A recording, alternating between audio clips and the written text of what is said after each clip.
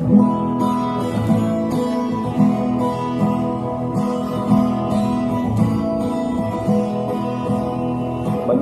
makinig, matuto. Manood, makinig at matuto. May aral natin ang kwento ng bayan ko.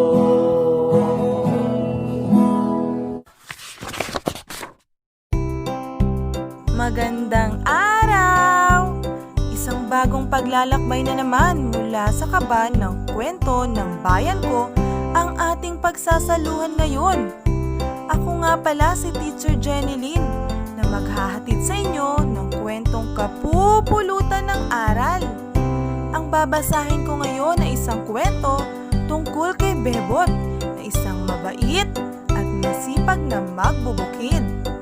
Ito ay pinamagatang Sa Bukirin ni Bebot na isinulat ni Mariel G. Balakwit ng Division of Agusan del Norte at iginuhit naman ni Neil J. Arado at Sarah Jane San Clarian ng parehong dibisyon.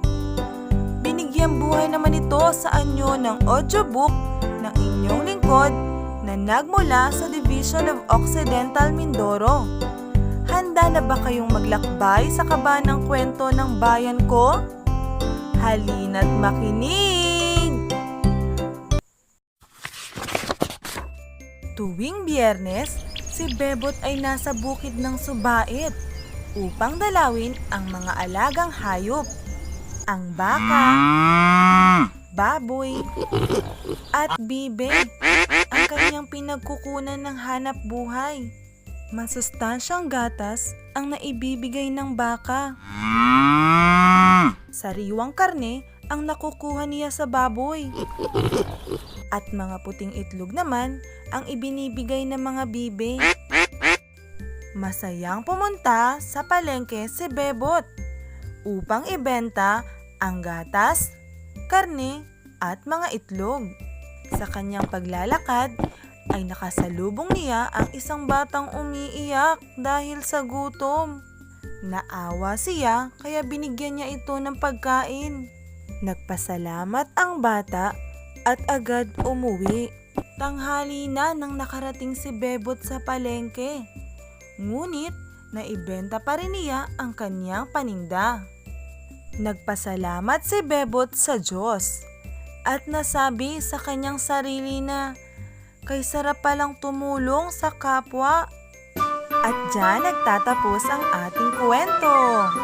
O mga bata, laging tandaan na dapat tayo ay laging tumutulong sa ating kapwa. Paalam!